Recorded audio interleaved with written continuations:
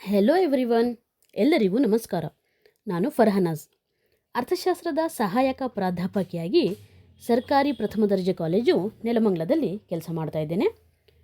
ವಿದ್ಯಾರ್ಥಿಗಳೇ, ಈ ಸೆಷನ್ನಲ್ಲಿ ನಾವು ರಿಟರ್ನ್ಸ್ ಟು ಸ್ಕೇಲನ್ನು ಅಧ್ಯಯನ ಮಾಡೋಣ. ಈಗ ಪ್ರತಿಫಲ ನಿಯಮಗಳನ್ನು ಫಸ್ಟ್ ಅಧ್ಯಯನ ಮಾಡೋಣ. ಅದಾದ ನಂತರ ಅದರಲ್ಲಿರುವಂಥ ವಿಧಗಳಲ್ಲಿ ಈ ಒಂದು ಸೆಷನ್ನಲ್ಲಿ law of increasing returns to scale ಸಹ ಅಧ್ಯಯನ ಮಾಡೋಣ. ಪೀಠಿಕೆ: ಅರ್ಥಶಾಸ್ತ್ರದಲ್ಲಿ ಉತ್ಪಾದನೆಯ ಪ್ರಕ್ರಿಯೆ ಅತ್ಯಂತ ಪ್ರಮುಖವಾದ ವಿಷಯವಾಗಿದೆ. ಯಾವುದೇ ಉತ್ಪಾದನೆಯ ಸಂದರ್ಭದಲ್ಲಿ ವಿವಿಧ ಉತ್ಪಾದನಾಂಗಗಳು ಬಳಸಲಾಗುತ್ತದೆ ಮತ್ತು ಅದರಿಂದ ಹುಟ್ಟುವಳಿ ಪಡೆಯಲಾಗುತ್ತದೆ.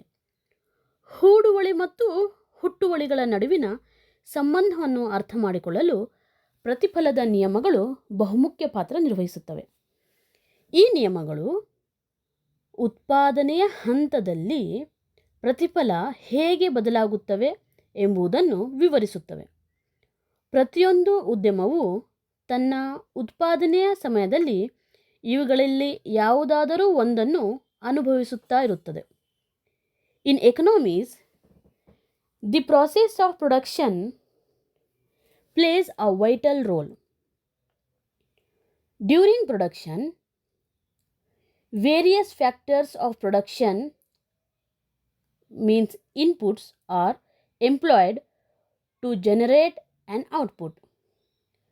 The relationship between input and output is essential for understanding productivity and efficiency. This is where the laws of returns come into play. These laws explain how returns output change when the quantity of inputs is varied. Keeping other factors constants, every firm or producer experiences one or more of these laws during different stages of production. ಅರ್ಥ: ಉತ್ಪಾದನಾಂಗಗಳನ್ನು ಉಪಯೋಗಿಸಿ ಉತ್ಪಾದನೆ ನಡೆಸುತ್ತಿರುವ ಸಂದರ್ಭದಲ್ಲಿ ಯಾವುದೇ ಒಂದು ನಿರ್ದಿಷ್ಟ ದರದಲ್ಲಿ ಉತ್ಪನ್ನ ಲಭ್ಯವಾಗ್ತಾ ಇರುತ್ತೆ. ಅಂದರೆ ಬಳಸಲಾಗುವ ಹೂಡುವಳಿ ಆದಾನಗಳು ಮತ್ತು ಸಿಗುವ ಹುಟ್ಟುವಳಿ ಉತ್ಪನ್ನ, ಇವುಗಳ ನಡುವಿನ ಸಂಬಂಧ ಒಂದು ನಿರ್ದಿಷ್ಟ ಅನುಪಾತದ ರೂಪದಲ್ಲಿರುತ್ತದೆ. ಈ ರೀತಿಯಲ್ಲಿ ದೊರೆಯುವ ಉತ್ಪನ್ನವನ್ನು ಪ್ರತಿಫಲ ಎಂದು ಕರೆಯಲಾಗುತ್ತದೆ. ಉತ್ಪಾದನೆ ಪ್ರಕ್ರಿಯೆಯಲ್ಲಿ ಈ ಪ್ರತಿಫಲವು ಒಂದು ನಿರ್ದಿಷ್ಟ ನಿಯಮವನ್ನು ಅನುಸರಿಸುತ್ತಾ ಇರುತ್ತದೆ. ಈ ನಿಯಮವನ್ನು ಅರ್ಥಶಾಸ್ತ್ರದಲ್ಲಿ ಪ್ರತಿಫಲ ನಿಯಮ ಎಂದು ಕರೆಯಲಾಗುತ್ತದೆ. While using the factors of production in the process of production, output is obtained at a certain rate. In other words, there exists a specific ratio or relationship between the input used and the output received. This resulting output is referred to as returns in economics. During the process of production, the pattern in which output is obtained follows a particular rule or principle, which is known in economics as the law of returns. ಉತ್ಪಾದನೆಯನ್ನು ಹೆಚ್ಚಿಸಬೇಕೆಂದರೆ ಖಂಡಿತವಾಗಿಯೂ ಉತ್ಪಾದನಾಂಗಗಳನ್ನು ಹೆಚ್ಚಿನ ಪ್ರಮಾಣದಲ್ಲಿ ಬಳಸಬೇಕು. ಈ ಉತ್ಪಾದನಾಂಗಗಳನ್ನು ಹೆಚ್ಚಿನ ಸಂಖ್ಯೆಯಲ್ಲಿ ಬಳಸಲು ಮುಖ್ಯವಾಗಿ 3 ಮಾರ್ಗಗಳಿವೆ. ಈ 3 ಮಾರ್ಗಗಳಲ್ಲಿ ಪ್ರತಿಫಲವನ್ನು ಅಭ್ಯಸಿಸಲು ಬೇರೆ ಬೇರೆ ನಿಯಮಗಳಿವೆ. ಉತ್ಪಾದನಾಂಗಗಳ ಬಳಕೆಯ ವಿವಿಧ ಮಾರ್ಗಗಳು ಮತ್ತು ಅವುಗಳ ಪರಿಗಣನೆಯ ವಿವಿಧ ಪ್ರತಿಫಲ ನಿಯಮಗಳನ್ನು ನಾವು ಇವತ್ತು ಸಂಕ್ಷಿಪ್ತವಾಗಿ ಅಧ್ಯಯನ ಮಾಡೋಣ. To increase production, it is absolutely necessary to use the factors of production in larger quantities. These are mainly 3 ways to use these factors of production in greater numbers. In these 3 ways, there are different laws of returns to study the outcomes.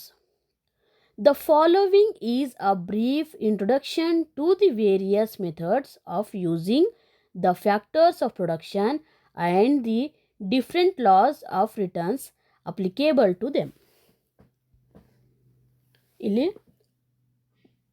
3 ರೀತಿಯ ವಿಧಾನಗಳಿದ್ದಾವೆ. ಅವು ಯಾವುವು ಅಂತ ಅಧ್ಯಯನ ಮಾಡೋಣ. ಒಂದು ಅಥವಾ ಕೆಲವು ಉತ್ಪಾದನಾಂಗಗಳನ್ನು ಹೆಚ್ಚಿನ ಪ್ರಮಾಣದಲ್ಲಿ ಬಳಸಿ ಉಳಿದ ಉತ್ಪಾದನಾಂಗಗಳನ್ನು ಒಂದು ನಿರ್ದಿಷ್ಟ ಸ್ಥಿರ ಪ್ರಮಾಣದಲ್ಲಿ ಇಟ್ಟುಕೊಂಡು ಉತ್ಪನ್ನವನ್ನು ಹೆಚ್ಚಿಸಬಹುದು. ಹೀಗೆ ಮಾಡುವುದರಿಂದ ಲಭ್ಯವಾಗುವ ಪ್ರತಿಫಲವನ್ನು ಅಭ್ಯಸಿಸಲು ಪ್ರತಿಫಲ ನಿಯಮಗಳು ಪ್ರಯತ್ನಿಸುತ್ತವೆ. ಈ ನಿಯಮಗಳನ್ನು ಮೊದಲು ಸಂಪ್ರದಾಯ ಪಂಥದ ಅರ್ಥಶಾಸ್ತ್ರಜ್ಞರು ಚರ್ಚಿಸಿದ್ದಾರೆ. In the first method, one or a few factors of production are used in greater quantity, while keeping the other factors at a fixed and specific level. The laws of returns attempt to study the returns obtained in this manner. These laws were first discussed by classical economists. ಇನ್ನೊಂದು ರೀತಿಯ ಉತ್ಪಾದನಾ ಮಾರ್ಗದಲ್ಲಿ ಕೇವಲ ಒಂದು ಉತ್ಪಾದನಾಂಗದ ಬಳಕೆಯ ಪ್ರಮಾಣವನ್ನು ಬದಲಿಸುತ್ತಾ ಹೋಗಲಾಗುತ್ತದೆ ಹಾಗೂ ಉಳಿದ ಉತ್ಪಾದನಾಂಗಗಳು ಸ್ಥಿರವಾಗಿರುತ್ತವೆ.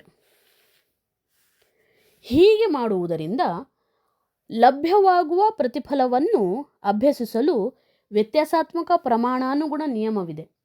ಇದು ಇಳಿಮುಖ ಪ್ರತಿಫಲ ನಿಯಮದ ಆಧುನಿಕ ದೃಷ್ಟಿಕೋನವಾಗಿರುತ್ತದೆ. In other method of production, the quantity of only one factor of production is changed while keeping the other factors constant. The law of variable proportion is used to study the returns obtained through this method. This is a modern perspective of the law of diminishing returns. ಮೂರನೇ ವಿಧಾನದಲ್ಲಿ ವಿವಿಧ ಪ್ರಮಾಣದ ಉತ್ಪನ್ನವನ್ನು ಪಡೆಯಲು ಎಲ್ಲ ಉತ್ಪಾದನಾಂಗಗಳನ್ನು ಏರಿಳಿತಕ್ಕೊಳಪಡಿಸಲಾಗುತ್ತದೆ. ಹೀಗೆ ಮಾಡುವುದರಿಂದ ಲಭ್ಯವಾಗುವ ಪ್ರತಿಫಲವನ್ನು ಅಭ್ಯಸಿಸಲು ಪ್ರತಿಫಲ ಪ್ರಮಾಣ ನಿಯಮವಿದೆ. In the third method, to obtain different levels of output, all factors of production are varied, increased or decreased. The law of returns to scale is used to study the returns obtained in this way. ಮೊದಲ ವರ್ಗದ ಪ್ರತಿಫಲ ನಿಯಮದಲ್ಲಿ 3 ರೀತಿಯ ಪ್ರತಿಫಲ ನಿಯಮಗಳನ್ನು ಅರ್ಥಶಾಸ್ತ್ರಜ್ಞರು ಅಭಿವೃದ್ಧಿಪಡಿಸಿದ್ದಾರೆ. ಅವುಗಳೆಂದರೆ ಏರಿಕೆಯ ಪ್ರತಿಫಲ ನಿಯಮ, ಸ್ಥಿರ ಪ್ರತಿಫಲ ನಿಯಮ ಎರಡನೆಯದಾಗಿ, ಮೂರನೆಯದ್ದು ಇಳಿಮುಖ ಪ್ರತಿಫಲ ನಿಯಮ. ಈ 3 ಪ್ರತಿಫಲ ನಿಯಮಗಳಲ್ಲಿಯೂ ಆರ್ಥಿಕ ವಿಶ್ಲೇಷಣೆಯಲ್ಲಿ ಪ್ರಮುಖವಾದದ್ದು ಹಲವು ಪ್ರಕಾರಗಳಲ್ಲಿವೆ. In the first category of return laws, 3 types of returns laws have been developed by economists. They are law of increasing returns, number 2 law of constant returns, number 3 law of diminishing returns. Okay, next ಈ ಒಂದು ಸೆಷನಲ್ಲಿ ನಾವು ಮೊದಲನೇದಾಗಿ ಏರಿಕೆಯ ಪ್ರತಿಫಲ ನಿಯಮವನ್ನು ಅಧ್ಯಯನ ಮಾಡೋಣ. The law of increasing return. ಏರಿಕೆ ಪ್ರತಿಫಲ ನಿಯಮವನ್ನು ಆಧುನಿಕ ಅರ್ಥಶಾಸ್ತ್ರಜ್ಞರು ಪ್ರತಿಪಾದಿಸಿದ್ದಾರೆ.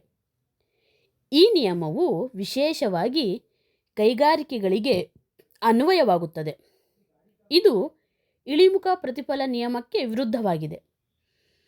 ಏರಿಕೆ ಪ್ರತಿಫಲ ನಿಯಮದ ಪ್ರಕಾರ ಕೈಗಾರಿಕೆಗಳಲ್ಲಿ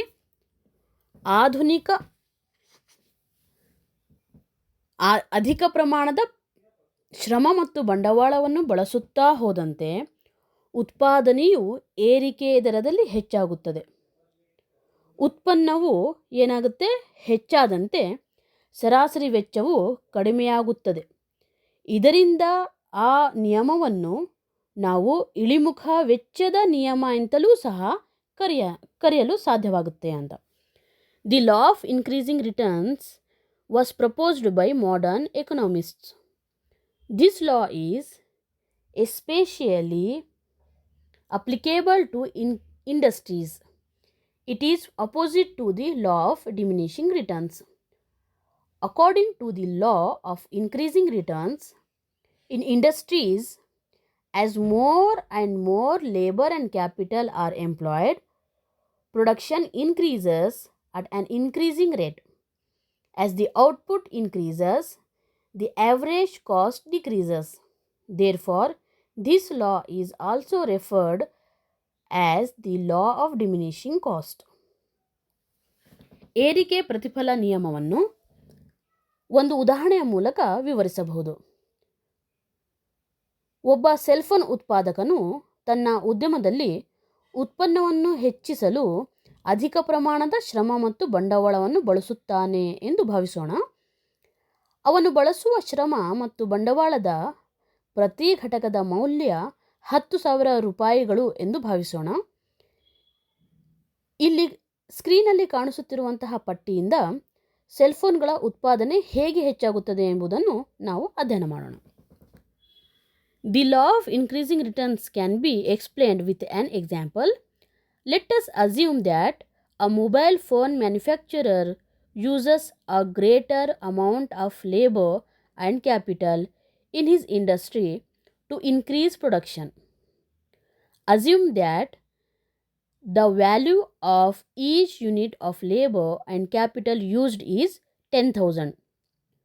From the table, let us understand how the production of mobile phones increases. ಈ ಪಟ್ಟಿಯಲ್ಲಿ ಕಂಡುಬರುವಂತೆ ಉತ್ಪಾದನೆಯಲ್ಲಿ ಅಧಿಕ ಪ್ರಮಾಣದ ಶ್ರಮ ಮತ್ತು ಬಂಡವಾಳವನ್ನು ಉಪಯೋಗಿಸುತ್ತಾ ಹೋದಂತೆ ಸೆಲ್ಫೋನ್ಗಳ ಉತ್ಪಾದನೆಯೂ ಸಹ ಏರಿಕೆಯ ದರದಲ್ಲಿ ಹೆಚ್ಚಾಗುತ್ತಾ ಹೋಗಿದೆ. ಉತ್ಪಾದನೆಯಲ್ಲಿ ಶ್ರಮ ಮತ್ತು ಬಂಡವಾಳದ ಬಳಕೆಯನ್ನು ಹೆಚ್ಚಿಸುತ್ತಾ ಹೋದಂತೆ ಒಟ್ಟು ಉತ್ಪನ್ನ, ಸರಾಸರಿ ಉತ್ಪನ್ನ ಮತ್ತು ಸೀಮಾಂತ ಉತ್ಪನ್ನವು ಏರಿಕೆ ದರದಲ್ಲಿ ಹೆಚ್ಚಾಗುತ್ತಾ ಹೋಗಿದೆ ಎಂಬುದನ್ನು, ಶ್ರಮ ಮತ್ತು ಬಂಡವಾಳದ ಘಟಕಗಳನ್ನು ಹೆಚ್ಚಿಸುತ್ತಾ ಹೋದಂಗೆ ಈ ಪಟ್ಟಿಯಲ್ಲಿ ತೋರಿಸಿದ ಹಾಗೆ ಸೆಲ್ಫೋನ್ ಉತ್ಪನ್ನದ ಬಳಕೆ ಒಟ್ಟು ಉತ್ಪನ್ನ 8, 18, 30, 44, 60 ಹೆಚ್ಚಾಗಿರುವುದನ್ನು ನಾವು ಕಾಣ್ತಾ ಇದ್ದೀವಿ. ಅದೇ ರೀತಿ ಸೀಮಾಂತ ಉತ್ಪನ್ನ ಹಾಗೂ ಸರಾಸರಿ ಉತ್ಪನ್ನಗಳೆರಡೂ ಸಹ ಏರಿಕೆ ದರದಲ್ಲಿಯೇ ಹೆಚ್ಚಾಗುತ್ತಿರುವುದನ್ನು ಕಾಣಬಹುದು. ಈ ನಿಯಮವನ್ನು ಆದ್ದರಿಂದಲೇ ಏರಿಕೆ ಪ್ರತಿಫಲ ನಿಯಮ ಎಂದು ಕರೆಯಲಾಗುತ್ತೆ. ಒಟ್ಟಿನಲ್ಲಿ ಏರಿಕೆ ಪ್ರತಿಫಲದ ನಿಯಮ ಪ್ರಕಾರ ಉತ್ಪಾದನೆಯಲ್ಲಿ ಅಧಿಕ ಪ್ರಮಾಣದ ಶ್ರಮ ಮತ್ತು ಬಂಡವಾಳವನ್ನು ಬಳಸುವುದರಿಂದ ಉತ್ಪನ್ನವು ಹೆಚ್ಚಾಗುತ್ತಾ ಹೋಗುತ್ತದೆ. As seen in the table, as a greater amount of labor and capital is used in production, the production of mobile phones increases at an increasing rate. As the use of labor and capital in production increases, the total production, average production, and marginal production also increases at an increasing rate. Therefore, this law is called the law of increasing returns. We can see this increasing amount or increasing rate in the form of numbers from the table. In short, according to the law of increasing returns, when a greater amount of labor and capital is used in production, the production keeps increasing. ಈಗ ಚಿತ್ರದ ಮೂಲಕ ಅಧ್ಯಯನ ಮಾಡೋಣ. ಚಿತ್ರದಲ್ಲಿ OX ರೇಖೆ ಶ್ರಮ ಮತ್ತು ಬಂಡವಾಳವನ್ನು ಹಾಗೂ OY ರೇಖೆ ಪ್ರತಿಫಲವನ್ನು ಸೂಚಿಸುತ್ತಿವೆ. ಟಿಪಿ ಮತ್ತು ಕೇವಲ ಟಿಪಿ ಇರುವಂತಹದ್ದು. ಈ ಒಂದು ಚಿತ್ರದಲ್ಲಿ ಟಿಪಿ ಒಟ್ಟು ಉತ್ಪನ್ನ ರೇಖೆಯಾಗಿದೆ. ಟಿಪಿ ರೇಖೆಯು ಎಡದಿಂದ ಬಲಕ್ಕೆ ಏರುಮುಖವಾಗಿದೆ. ಈ ರೇಖೆಯು ಉತ್ಪನ್ನವು ಏರಿಕೆಯ ದರದಲ್ಲಿ ಹೆಚ್ಚಾಗುವುದನ್ನು ಸೂಚಿಸುತ್ತಿದೆ. ಅಂದರೆ ಉತ್ಪಾದನೆಯಲ್ಲಿ ಅಧಿಕ ಪ್ರಮಾಣದ ಶ್ರಮ ಮತ್ತು ಬಂಡವಾಳವನ್ನು ಬಳಸುತ್ತಾ ಹೋದಂತೆ ಉತ್ಪನ್ನವು ಏರಿಕೆಯ ದರದಲ್ಲಿ ಹೆಚ್ಚಾಗುತ್ತದೆ ಎಂಬುದನ್ನು ಟಿಪಿ ಒಟ್ಟು ಉತ್ಪನ್ನದ ರೇಖೆಯು ಸೂಚಿಸುತ್ತಿದೆ. In this diagram, the OX line represents labor and capital. The Y-axis represents returns. TP is the total production line. The TP line slopes upward from left to right. This line indicates that output is increasing at an increasing rate. That is, the TP line indicates that output increases at increasing rate as more labor and capital are used in the production. Okay, ಇವಾಗ importance ಏನಿದೆ ಈ ಒಂದು ನಿಯಮದ್ದು ಅಂತ ಹೇಳಿದರೆ, it helps in resources allocation, cost estimation, productivity management. ಇದು ವಿವಿಧ ರೂಪದಲ್ಲಿ ಉಪಯೋಗದ ನಿಯಂತ್ರಣಗಳನ್ನು ಮಾಡುತ್ತೆ, ವೆಚ್ಚದ ಲೆಕ್ಕಗಳನ್ನು ಇಟ್ಕೊಳ್ಳೋಕ್ಕೆ ಸಹಾಯ ಮಾಡುತ್ತೆ, ಉತ್ಪಾದಕತೆಯನ್ನು ನಿರ್ವಹಣೆ ಮಾಡುತ್ತೆ ಅಂತ. Application of the law. ಕೈಗಾರಿಕೆಗಳಿಗೆ ಈ ನಿಯಮವು ಅನ್ವಯವಾಗಲು ಕಾರಣಗಳೇನು ಅಂತ ನೋಡೋಣ. Reasons for operation of the law in industry. ಏರಿಕೆ ಪ್ರತಿಫಲ ನಿಯಮವು ಸಾಮಾನ್ಯವಾಗಿ ಕೈಗಾರಿಕೆಗಳಿಗೆ ಅನ್ವಯವಾಗುತ್ತದೆ. ಅದಕ್ಕೆ ಕಾರಣಗಳು ಹೀಗಿವೆ. ಮೊದಲನೆಯದಾಗಿ ಶ್ರಮ ವಿಭಜನೆ. ಕೈಗಾರಿಕೆಗಳಲ್ಲಿ ಶ್ರಮ ವಿಭಜನೆಗೆ ಅವಕಾಶ ಇರುತ್ತದೆ. ಶ್ರಮ ವಿಭಜನೆಯಿಂದಾಗಿ ಉತ್ಪನ್ನವು ಏರಿಕೆ ದರದಲ್ಲಿ ಹೆಚ್ಚಾಗಲು ಸಾಧ್ಯವಾಗುತ್ತದೆ. ಆದ್ದರಿಂದ ಏರಿಕೆ ಪ್ರತಿಫಲ ನಿಯಮವು ಕೈಗಾರಿಕೆಗಳಲ್ಲಿ ಆಚರಣೆಗೆ ಬರುತ್ತದೆ.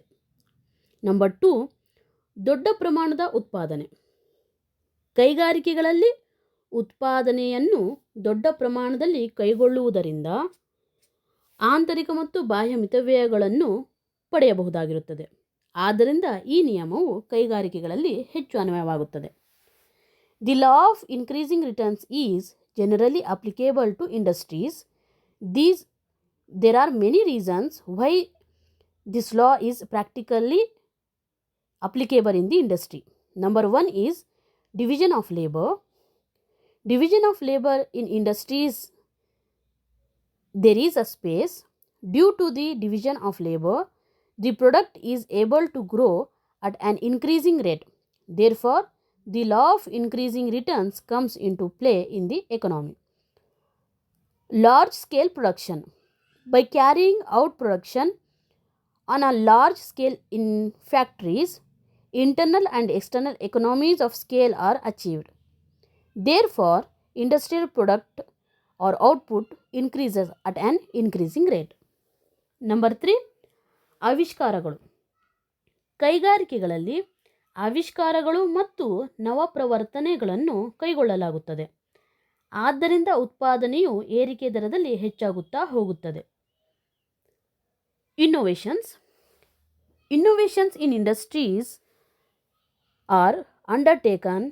Therefore, the rate of production increases. The law of increasing returns comes into play in the effects of innovations. Next, ತಂತ್ರಜ್ಞಾನ. ಕೈಗಾರಿಕೆಗಳಲ್ಲಿ ಆಧುನಿಕ ತಂತ್ರಜ್ಞಾನವನ್ನು ಬಳಸಿಕೊಂಡು ಉತ್ಪಾದನೆಯನ್ನು ಕೈಗೊಳ್ಳಲಾಗುತ್ತದೆ. ಆದ್ದರಿಂದ ಉತ್ಪಾದನೆಯಲ್ಲಿ ಆಧುನಿಕ ಯಂತ್ರೋಪಕರಣಗಳನ್ನು ಬಳಸುವುದರಿಂದ ಉತ್ಪನ್ನವು ಏರಿಕೆ ದರದಲ್ಲಿ ಹೆಚ್ಚಾಗುತ್ತದೆ. ಕೈಗಾರಿಕೆಗಳಲ್ಲಿ ಏರಿಕೆ ಪ್ರತಿಫಲ ನಿಯಮ ಅದಕ್ಕಾಗಿ ಆಚರಣೆಗೆ ಬರುತ್ತದೆ. Technology. Modern innovations in industries production is carried out using modern machinery. The rate of productivity increases due to the use of modern machinery. Therefore, the increase in productivity in industries is realized. ಕೊನೆಯದಾಗಿ ದಕ್ಷ ಮೇಲ್ವಿಚಾರಣೆ. ದಕ್ಷವಾದ ಮೇಲ್ವಿಚಾರಣೆಯಿಂದಾಗಿ ಕೈಗಾರಿಕೆಗಳಲ್ಲಿ ಅತಿ ಹೆಚ್ಚು ಪ್ರಮಾಣದ ಲಾಭ ದೊರೆಯುತ್ತದೆ. ದಕ್ಷವಾದ ಮೇಲ್ವಿಚಾರಣೆಯಿಂದ ಉತ್ಪಾದನಾಂಗಗಳ ಉತ್ಪಾದನೆಯೂ ಸಹ ಹೆಚ್ಚಾಗುತ್ತದೆ. Efficient supervision. Supervision is very good in industries. With efficient supervision can lead to factors of production to produce more and more goods and services.